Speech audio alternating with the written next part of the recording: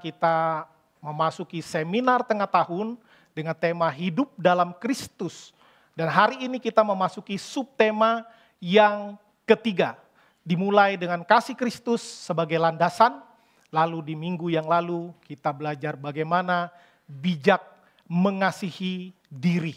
Jadi dasarnya adalah Kristus, kemudian masuk kepada pribadi kita, dan hari ini mulai melebar masuk ke dalam lingkungan terdekat kita, yaitu keluarga. Karena itu subtema kita hari ini adalah kasih dalam keluarga. Ya, ada beberapa ayat yang akan kita baca, mari kita membacanya bersama-sama. Yang pertama Kolose 3 ayat 14, 1, 2, 3. Di atas semuanya itu, kenakanlah kasih sebagai pengikat yang mempersatukan dan menyempurnakan. Selanjutnya Efesus 5 ayat 21 sampai 23. Dan rendahkanlah dirimu seorang kepada yang lain di dalam takut akan Kristus. Hai istri, tunduklah kepada suamimu seperti kepada Tuhan. Karena suami adalah kepala istri, sama seperti Kristus adalah kepala jemaat. Dialah yang menyelamatkan tubuh. Selanjutnya Efesus 5 ayat 25 dan 28b. Hai suami, kasihilah istrimu sebagaimana Kristus telah mengasihi jemaat dan telah menyerahkan dirinya baginya. Siapa yang mengasihi istrinya, mengasihi dirinya sendiri. Satu lagi dari Efesus 6 ayat 1 dan 4. Hai anak-anak, taatilah orang tuamu di dalam Tuhan, karena demikianlah yang benar. Dan kamu, bapak-bapak, janganlah bangkitkan kemarahan di dalam hati anak-anakmu, tetapi didiklah mereka di dalam ajaran dan nasihat Tuhan. Sedemikian jauh pembacaan firman Tuhan, berbahagialah kita membaca, merenungkan, dan melakukan firman Tuhan di dalam kehidupan kita hari lepas hari. Sebagaimana tadi yang disampaikan bahwa hari ini kita membahas tentang kasih dalam keluarga. Nah tentu di dalam anggota keluarga ada papa, mama, lalu kalau Tuhan karuniakan anak maka ada anak. Nah kita semua tanpa terkecuali kita pasti punya papa, mama. Ya, setidaknya pernah punya kalau mereka sekarang sudah dipanggil Tuhan. Dan itulah yang ada di dalam keluarga. Teks yang kita baca tadi berkaitan dengan Kristus, mengasihi keluarga, lalu antara pasangan suami dan istri, bagaimana harus saling mengasihi, menghormati, bagaimana orang tua dengan anak, bagaimana anak dengan orang tua, dan tentu anak dengan anak, kakak adik, ya jika dikaruniakan Tuhan di dalam keluarga. Nah, keluarga ini tadi sudah disampaikan juga oleh pemimpin pujian, bagaimana keluarga ini lembaga pertama yang diinisiasi oleh Tuhan, ya, diinisiasi langsung oleh Tuhan. Sebelum ada organisasi gereja, bait Allah, bangsa, komunitas, Tuhan menciptakan manusia pertama di dalam wadah keluarga. Karena itu keluarga adalah hal yang sangat penting. Ya. Bahkan keluarga juga menjadi unsur penting dalam komunitas gereja. Karena itu Martin Luther di dalam tulisannya untuk sermon-sermon kepada keluarga di zamannya, dia membuat satu istilah bahwa keluarga adalah gereja kecil. Dia menyebut istilahnya dalam bahasa Latin ecclesiola in ecclesia. Artinya keluarga adalah gereja kecil di dalam gereja. Karena gereja isinya ya keluarga-keluarga. Ya, kalau dalam konteks tertentu ada yang papa, mama, anak. Tapi kalau sekarang ada yang merantau. Jadi cuma anaknya aja yang di gereja sini. Ada yang cuma orang tuanya saja yang di gereja ini karena anaknya sudah mungkin ke kota lain atau ke negara lain untuk melanjutkan studi atau pekerjaan. Hanya memang ini menjadi hal yang sangat penting. Bagaimana itu keluarga adalah gereja yang kecil, ya. Dan istilah eklesiola ini menjadi sangat populer dan menginspirasi gerakan kesalehan atau gerakan pietisme di Jerman dan juga sangat berpengaruh kepada gereja-gereja Lutheran, terutama pada abad 17 setelah kematian Martin Luther. Jadi di dalam teologi, di dalam kekristenan, keluarga menjadi satu concern yang sangat penting, ya, yang sangat penting. Keluarga menjadi basis pendidikan iman, ya. Rumah bukan sekadar tempat tinggal, tetapi juga menjadi altar ibadah, tempat di mana pelayanan antar anggota keluarga terus dilakukan, ya. Nah, dari keluarga nanti itulah mencerminkan gereja, ya, yang lebih besar, karena keluarga adalah gereja yang kecil. Maka yang menjadi dasar kasih dalam keluarga tentu tadi di gambar pertama udah terlihat. Kasih Kristus menjadi landasan. Kasih Kristus menjadi sumber. Kasih itu bukan sekadar suatu perasaan, sayang, cinta, ya, bukan sekadar karena adanya ikatan darah, ya. Kalau merantau sama-sama orang Sumatera misalnya, merantau ke Jawa, wah langsung ada ikatan darah, ya. Tapi kalau orang Indonesia merantau di luar negeri atau bahkan di beda benua, sesama orang Asia aja rasa saudara, ya. Nah, ada orang Batak bilang makuling mudar, katanya gitu ya. Kalau sama itu, wah langsung rasa saudara walaupun nggak kenal sebelumnya. Ya, memang mungkin nenek moyangnya kalau ditarik 15 generasi ke atas saudara deket gitu ya. Tapi karena udah belasan generasi udah nggak kenal lagi. Nah, bukan cuman karena itu, bukan cuman karena ikatan darah, bukan sekadar karena orang tua dan anak ya harus mengasihi. Tidak sekadar itu, tentu itu juga, ya. Tapi harus masuk lebih dalam lagi. Dasarnya harus kasih Kristus. Karena kasih Kristus adalah kasih yang sempurna. Kasih yang rela berkorban. Kasih yang tidak hitung-hitungan. Karena itu penting sekali. Mendasarkan kasih di dalam keluarga kita kepada kasih Kristus. Karena manusia itu kan labil, ya, tergantung keadaan, tergantung situasi, berfluktuasi ya, kayak nilai tukar rupiah, ya, kadang-kadang naik, sering-sering turun. Nah, seperti itu. Jadi kita perlu dasar yang kuat, yang stabil, yang teguh, yang tidak diombang-ambing oleh keadaan, yaitu kasih Kristus. Nah, lebih lanjut, John Calvin juga menyatakan bagaimana pentingnya keluarga. Ya, dia di dalam bukunya yang sangat terkenal, mahakaryanya dia, yaitu Institutio, di dalam penjelasannya tentang hukum yang kelima, bagaimana setiap orang Kristen harus menghormati orang tua. Dia menulis tentang keluarga di situ dan dia membuat satu istilah bahwa gereja adalah domus est seminarium ecclesia. Gereja adalah seminary of the church. Ya, seminari ini kan STT. Loh kok STT? STT-nya gereja. Loh kok keluarga bukannya STT ada banyak di dunia ini. Itu STT modern. Ya. Karena kalau kita dengar seminari atau STT, pasti apa? Di dalam pikiran kita. Wah, fokus dia belajar tentang firman Tuhan. Lalu apa? Akan digembleng secara kedisiplinan. Akan ditempa secara karakter. Ya, karena itu ada banyak orang bersaksi ya tentang pengalaman. Ada dulu waktu saya masih mahasiswa lah. Ada dosen kami cerita, dia banyak pengalaman udah puluhan tahun, memang waktu itu pun udah mau 70-an umurnya. Dia bilang beda, pada umumnya beda anak-anak dari STT yang tinggal di asrama daripada yang ngekos sendiri.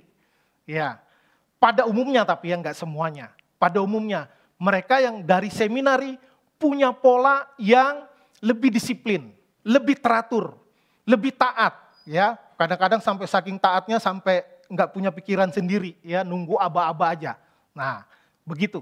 Tetapi istilah seminary of the church maksudnya bagaimana di keluargalah itu seorang anak akan ditempa, akan dibina. Karena udah jelas waktu di gereja cuma 2 jam.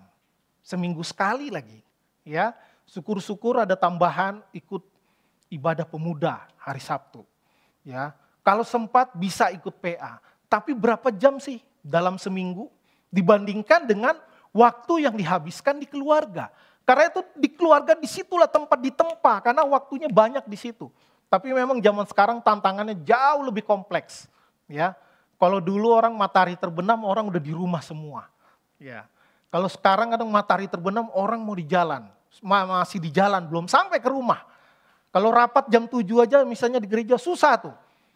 Nanti banyak yang masih di mobil, ya, masih dalam perjalanan. Tapi zaman itu, ya, kehidupan manusia lebih terpola. Ya kalau udah matahari terbenam, ya udah orang di rumah semua, nggak bisa kerja lagi. Makanya dibilang bekerjalah selama masih siang. Kalau udah malam, nggak bisa lagi kerja. Kalau sekarang ada yang masuknya malam, pulangnya pas matahari terbit.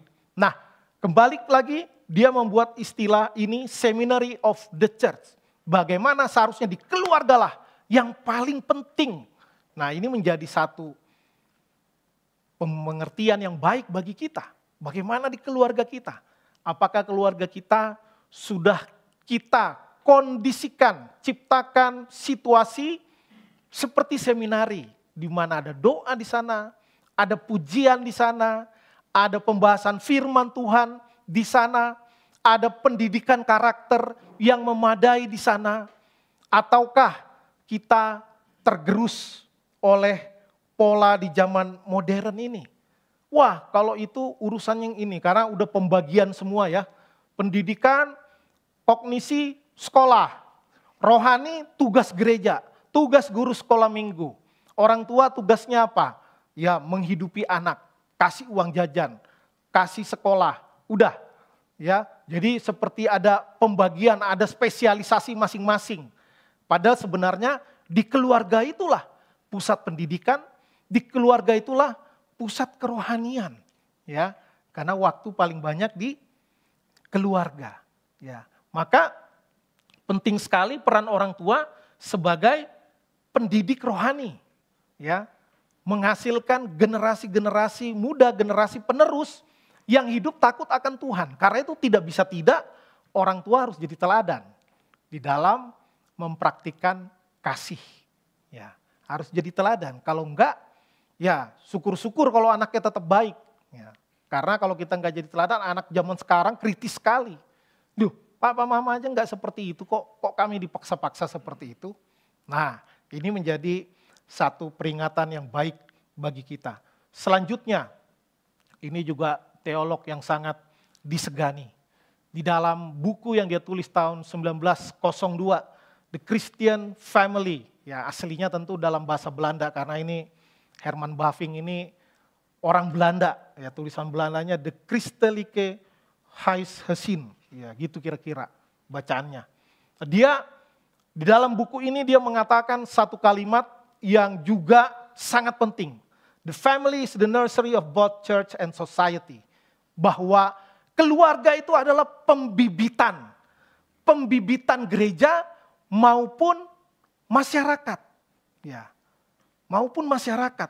Jadi penting sekali dari kehidupan sehari-hari di rumah lah yang menentukan apakah sebuah gereja itu akan berkualitas, lebih besar lagi apakah suatu negara akan berkualitas. Ya, kita bersyukur sedikit banyak walaupun tentu tidak sepenuhnya gerakan reformasi gereja mempengaruhi segala bidang. Menghasilkan etos kerja Kristen di Eropa yang membawa kemajuan. Walaupun di dalam perjalanan banyak terjadi dialektika diskursus ketika zaman Enlightenment, ya, ada filsuf yang sangat hebat yang juga pemikir demokrasi, orang Swiss, ya, yang namanya Jean-Jacques Rousseau, ya. Dia filsuf, dia mengatakan bahwa anak kecil jangan diajarin agama. Ya. Agama itu untuk orang dewasa. Cukuplah anak-anak belajar dari pengalaman, dari moral, sesudah umur 15 tahun baru mereka boleh diajar agama. Karena agama itu sesuatu yang abstrak. Sesuatu yang perlu pemikiran yang gak bisa dimengerti oleh anak-anak. Kalau anak-anak diajarin agama sejak kecil, di bawah 15 tahun, maka dia akan menjadi dogma yang dipaksakan. Maksudnya nggak ngerti tapi kok diajarin. Ngapain? Mending ngajarin matematika, mending ngajarin ilmu pengetahuan alam. Nah, dia membahas seperti itu, bukan berarti anak-anak nggak boleh belajar agama, tapi beda cara. Tentu teolog-teolog dan gereja menolak pandangan itu. Ya, walaupun tidak sepenuhnya salah, anak-anak nggak ngerti. Nah, makanya jadi ini nanti ada korelasinya dengan ajaran Kristiani tentang covenant. Misalnya baptisan anak. Lu anak nggak ngerti apa-apa, ngomong aja nggak bisa, kok dibaptis. Ya. Jadi perjanjian, walaupun belum mengerti atau tidak mengerti sepenuhnya, nggak apa-apa, ajarin. Karena itu yang dikatakan firman Tuhan. Amsal 22 ayat 6 katakan, didiklah atau latihlah orang sejak muda menurut jalan yang patut baginya. Maka pada masa tuanya dia tidak akan menyimpang dari jalan itu. Lalu Ulangan 6 ayat 6 kita tahu semua. Ajarkan berulang-ulang pada anakmu di mana saja, kapan saja. Ya, kalau dipersingkat seperti itu.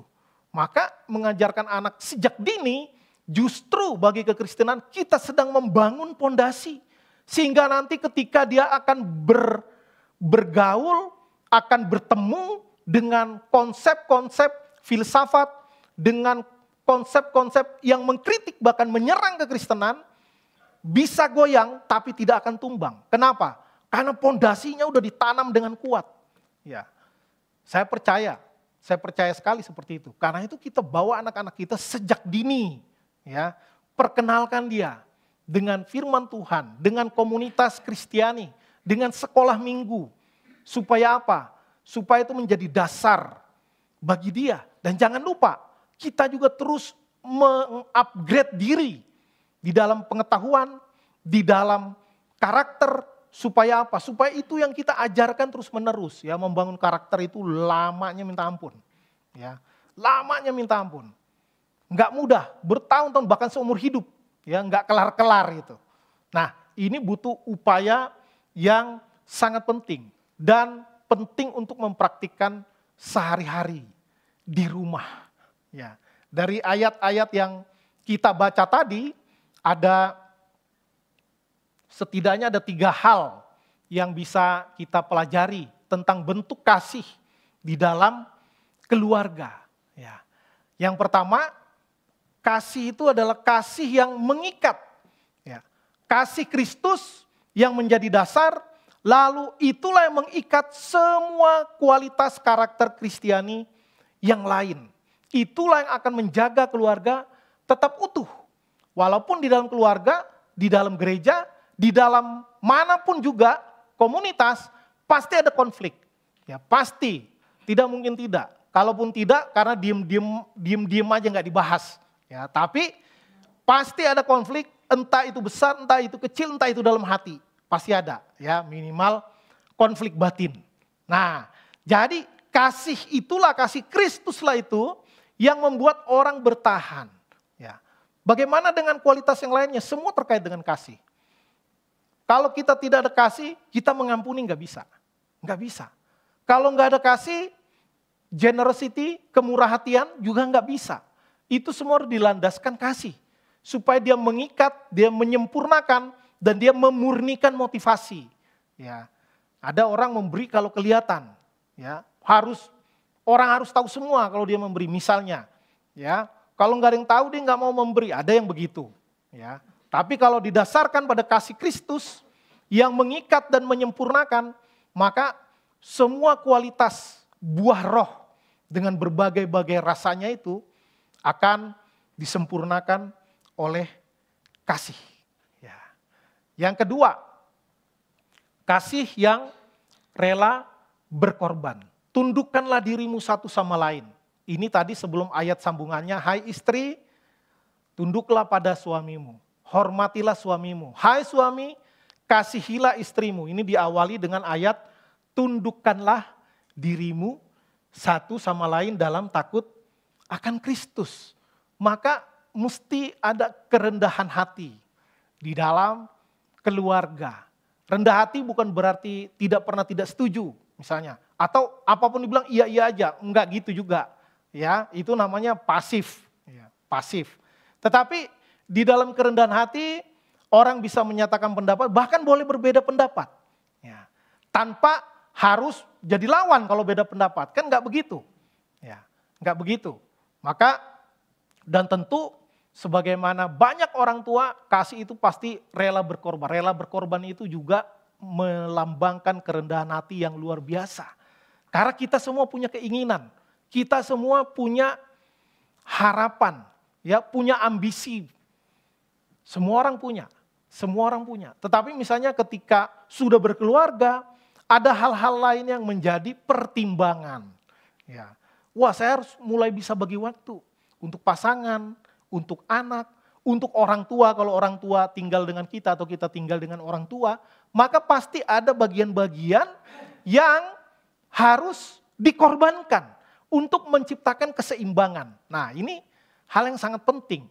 Nah, kalau orang tidak punya kasih, wah dia nggak peduli. Yang penting tujuan saya tercapai, apapun resikonya. Ya, ada nggak orang seperti itu? Ada. Sehingga misalnya keluarga berantakan, nggak apa-apa. Yang penting saya sukses dalam karir, misalnya seperti itu. Ada. Tapi jangan juga atas nama keluarga, lalu kita nggak ngapa-ngapain. Ya, lalu kita tidak melakukan tanggung jawab kita. Nah, tidak juga seperti itu. Maka di sini perlu keseimbangan, tapi kasih ini harus mendrive, harus mempengaruhi ya di dalam kita, sikap kita terhadap organisasi, terhadap pekerjaan, terhadap keluarga. Ya, sikap yang rela berkorban. Wah, ini juga lambang dari kasih yang luar biasa. Jadi tidak mendominasi, mau berbagi, ya. Lalu kemudian kasih yang mendidik. Tadi ayat yang kita baca dibilang, hai bapak-bapak, termasuk mama-mama juga ya. Hai bapak-bapak, jangan bangkitkan amarah di dalam hati anakmu, tetapi didiklah mereka. Nah, didik ini bukan sekadar mengajar seperti kita mau transfer pengetahuan. Ya, wah gini caranya ngerjakan ini, rumusnya begini, selesai. Ya, enggak begitu. Mendidik itu tentang men-sharingkan hidup, ya, berbagi hidup. Sebagaimana Yesus mengajarkan murid-muridnya. Bukan cuma diajarin, besok ulangan ya. Ya, kalau enggak lulus remedial. Enggak gitu juga. Yesus mengajar, dia pakai ilustrasi yang mudah dipahami, lalu dia menghidupi apa yang diajarkannya itu. Sehingga itu menjadi sesuatu yang pasti diingat. Karena kalau kita ajarkan, dan kita melakukan yang kita ajarkan dan terus diulang-ulang, itu akan masuk ke dalam memori jangka panjang. Maka itulah yang perlu kita lakukan di dalam keluarga kita masing-masing. Ya, kalau kita ajar anak kita, berdoa kamu, udah berdoa belum? Berdoa dulu, padahal kita nggak pernah berdoa misalnya. Atau kita jarang berdoa, doanya pas hari Minggu doang di gereja. Ya, maka itu menjadi hanya knowledge saja, nyuruh kita desak anak kita berdoa misalnya. Jangan lupa berdoa. Padahal kita yang lupa berdoa. Maksudnya mau titip doa sama anak. Ya jangan begitu juga. Ya, kita menjadi teladan. Itulah yang mendidik. Lalu kasih tidak berarti kita tidak mendisiplin. Ya, baik terhadap diri maupun terhadap anak misalnya. Nah, ini penting juga keseimbangan antara kasih dan disiplin. Kadang orang yang disiplin dicap menjadi orang yang nggak ada kasih, ya. Kalau yang kasih itu nggak pernah menegur, nggak pernah marah, nggak pernah menjatuhkan hukuman gitu atau disiplin, yang nggak juga, itu namanya bukan kasih, itu namanya lembek, ya. Tapi sebaliknya, disiplin juga tidak berarti harus begitu kejam, ya, tanpa ada upaya yang disengaja untuk menumbuhkan kesadaran. Sehingga orang tahu salahnya, misalnya, ya, maka ini penting sekali mendidik ini antara kasih dengan disiplin, dia harus sama seiring sejalan, ya. Kalau timpang, maka ya akan tidak optimal, akan tidak baik, akan sulit untuk menghasilkan generasi yang memang bagus secara komprehensif. Nah, ini perlu latihan dan tempat yang paling ideal di keluarga. Di keluarga, karena di keluarga nggak ada istilah resign. Di pasangan suami istri nggak ada istilah resign, walaupun terjadi di dunia ini. Ya, karena yang kecenderungan manusia berdosa. kecenderungan manusia mengikuti egoismenya sendiri, ego pribadi. Ya. Kalau semua melihat, berkaca kepada firman Tuhan, maka tidak ada masalah yang tidak bisa diselesaikan. Dan seharusnya tempat latihan itu ya keluarga. Ya, ini seperti ring yang orang nggak bisa keluar, sparring di situ. Ya, baik itu ide, pemikiran, perdebatan, semua di situ. Belajar melayani, belajar menghormati, belajar menyelesaikan konflik. Itu yang paling ideal di dalam keluarga. Di dalam keluarga. Karena pagarnya jelas. Pagarnya jelas. Nah, ini yang penting. Kasih yang mendidik. Ya. Nah, ada satu kisah yang dilukiskan oleh pelukis Itali Gioacchino Acerreto. Ya, tahun 1600-an sekian. Dia melukis satu tokoh gereja yang begitu dikenal. Bagaimana kasih seorang ibu yang tidak pernah lelah mengasihi anaknya yang bandelnya luar biasa. Ya. Ada seorang anak dari keluarga di Afrika Utara. Di Afrika Utara. Kalau sekarang dilihat peta itu negara Aljazair. Ya, nenek moyangnya Zinedine Zidane ini kali ya. Di Aljazair. Lalu dia sekolah di pusat pendidikan di Kartago waktu itu. Anak ini jenius sekali, pintar sekali dari kecil. Tapi banyak anak pintar bandel gitu ya. Tapi tidak semua yang bandel pintar. Ya. Enggak semua juga yang pintar itu pasti bandel, enggak juga. Ya. Tapi namanya anak pintar, anak yang ini bandel. Bandel luar biasa. Dia mirip anak-anak kekinian.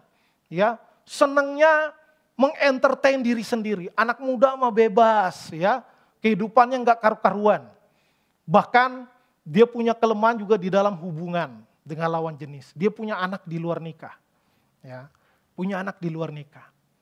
Tapi mamanya ya karena ini juga karena ketidakseimbangan dalam keluarga. Papanya bukan orang yang takut akan Tuhan, papanya seorang pegawai rendah ya, ASN yang golongannya bukan golongan tinggi gitu. Ya. Cuman pikir yang penting saya sekolahkan anak saya di sekolah yang bagus, di pusat kota. Udah, cuma itu dia. Tapi dia masih bagus, dia demokratis. Dia membiarkan istrinya itu tugasmu ngajar anak, ya, bapaknya nggak terlibat. Nah, anaknya bandel ya, orang bapaknya nggak jadi teladan. Ya. Tapi mamanya terus doakan dia, doakan dia, doakan dia. Belasan tahun. Kalau diperkirakan dari zaman dia remaja, bandelnya luar biasa, sampai dia bertobat sekitar 17-20 tahun. Mamanya berdoa. Tiap hari ya, enggak ada tanda-tanda bertobat anaknya. Tapi mamanya ini Ibu Monica. Ya. Bahkan saudara-saudara kita umat Katolik menyebut dia Santa Monica. Ya. Santa Monica. Maka anak ini sampai dia pergi ke Italia, mamanya diam-diam ngikut, nyari dia memantau. Ya. Memantau, mudah-mudahan anakku berubah, mudah-mudahan anakku berubah. Sampai anaknya usia sekitar 32-33 tahun baru anaknya ditangkap oleh Tuhan. Lalu berubah hidupnya, dia dilayani oleh juga Bapak Gereja Ambrosius. Dan akhirnya dia menjadi seorang teolog besar. Ya, dari yang bandel sekali, berubah diubahkan Tuhan. Ya, menjadi seorang teolog besar yang mempengaruhi gereja di sepanjang zaman sampai zaman ini, mulai dari zaman dia. Bapak Agustinus, ya bisa cari Agustinus dari Hippo, itu dari Afrika Utara, ya, dari Afrika Utara, dan pemikiran-pemikirannya mempengaruhi termasuk Luther, Calvin, Zwingli, wah luar biasa pemikiran-pemikiran dari seorang Agustinus. Karena apa? Ada kasih yang begitu besar dari seorang ibu yang tidak pernah lelah mencintai anaknya, mengasihi anaknya, mendoakan anaknya tanpa dukungan suami. Ya, suaminya mendukung cuman enggak gangguin doang. Ya, cuma itu. Tapi suaminya tidak jadi teladan. Tapi bagaimana ibu yang konsisten mengasihi, dia menjadi tiang doa di dalam keluarga. Akhirnya setelah hampir 20 tahun berdoa dengan air mata. Memang ketika anaknya pergi berlayar ke Italia, ada seorang rohaniawan juga yang mengatakan, biarin aja dia pergi. Percayalah, anak dari mama yang mengeluarkan begitu banyak air mata seperti yang kamu keluarkan, enggak akan binasa. Percayalah katanya. Itu yang memotivasi dia. Dia doakan terus anaknya. Dan sampai anaknya umur 32-33 tahun, baru dia bertobat dan dipakai Tuhan dengan luar biasa. Maka bagaimana penerapan di dalam kehidupan kita? Tentu sebagai suami istri, mari kita mengasihi pasangan kita. Ya, kalau kita waktu baru jatuh cinta pasangan kita itu pasti, waduh, ya, menyenangkan sekali. Dengar suaranya aja kita udah seneng, ya. Bagaimana dengan sekarang setelah menikah? Banyak orang setelah menikah baru kelihatan itu. Karena topengnya udah dicabut semua. Ya, lalu masa promosi sudah berakhir. Ya, masa promosi sudah berakhir. Semua yang aneh-aneh kelihatan. Kebiasaan-kebiasaan yang gak kelihatan waktu pacaran, waktu menikah kelihatan semua. Ya, mulai dari yang ngiler lah, yang ngorok lah. Ya, yang anduk basah dilempar di kasur lalu gak dijemur-jemur. Udah dibilangin belasan tahun gak berubah-berubah misalnya ya. Waduh, gak gampang. Pasangan kita gak sempurna, sama kayak kita gak sempurna juga. Ya, maka kita harus ingat, Kristus telah lebih dahulu mengasihi kita. Bahkan dia berkorban bagi kita ketika kita masih berdosa. Roma 5 ayat 8. Ya, maka jangan lelah mencintai pasangan kita. Belajar 3 kata ini walaupun gak gampang. Mau minta maaf kalau salah, berterima kasih ya atas kontribusi pasangan. Jangan kita merasa itu kan emang udah seharusnya, ya. Istri kita masak, emang udah tugas dia itu, udah seharusnya. Kalau nggak masak baru salah. Kalau masak udah seharusnya. Ya kita murah hatilah, setidaknya muji aja kok pelit gitu kan. Muji aja pelit, apalagi duit nanti. Nah kan gitu kan. Jadi kita latihan untuk memuji dengan takaran yang tepat. Berterima kasih, saya sayang kamu, papa sayang mama, mama sayang papa, ya. Dilatih, walaupun gak gampang, ya. Nah, suasana yang kondusif ini seperti minyak pelumas, oli, ya, yang apa? Meminimalisasikan gesekan di dalam rumah tangga, seperti onderdil-onderdil di kendaraan kita. Ya karena ada oli, dia gesekannya nggak kuat, ya, dan tidak menyebabkan keausan. Minimal lama baru aus gitu ya. Nah jadi mari kita ciptakan kondisi seperti ini antara kita dengan pasangan kita. Lalu sebagai orang tua ingatlah bahwa tugas orang tua bukan hanya menjadi penyedia, pencari nafkah. Tetapi juga kita perlu hadir secara emosional. Anak-anak butuh uang, iya, nggak mungkin nggak butuh uang. Sekolah, les, ongkos, transportasi, semua butuh uang. Tetapi tidak cukup hanya uang. Mereka butuh telinga, ya, bukan untuk dimasak pakai kecap ya. Maksudnya untuk didengarkan. Ya, mereka butuh waktu kita. Nggak bisa tiap hari, seminggu sekali. Sediakan waktu. Ya, untuk apa? Untuk ada interaksi orang tua dengan anak, suami istri, ya itu penting sekali. Seperti pernyataan Agustinus di dalam tulisannya, bagaimana dia katakan doa ibuku adalah warisan terbesar dalam hidupku. Ya, wah ini dia mengalami dan dia bersyukur sekali dengan doa-doa ibunya sebagai bentuk kasih yang bisa dia lihat, bisa dia rasakan. Ya. Dan yang terakhir sebagai anak-anak, mari kita belajar menghormati orang tua. Ya, walaupun orang tua kita jauh daripada ideal, sama juga kayak kita. Waktu kita sebagai anak juga nggak ideal. Tapi tetap hormatilah orang tuamu, walaupun mungkin orang tuamu belum sungguh-sungguh hidup takut akan Tuhan. Tapi bagaimanapun itu orang tua. Di keluarga itulah kita saling belajar. ya, satu dengan yang lain. Tidak ada keluarga sempurna. Tapi kita dipanggil untuk berupaya, ya, saling belajar, saling mengingatkan, saling membangun satu dengan yang lain. Jadi di dalam keluarga saling mendoakan, ya, dan jangan banding-bandingkan. Kok bapak yang itu lebih banyak ngasih uang jajan ke anak misalnya.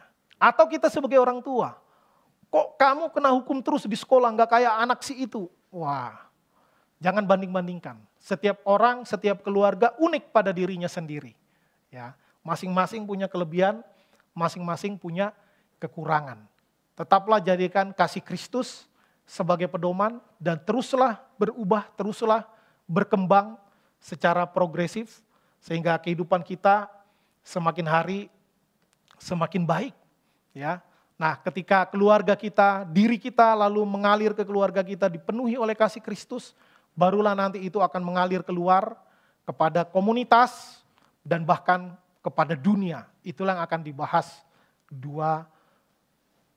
dan 2 minggu yang akan datang di dalam subtema kita, hidup dalam Kristus.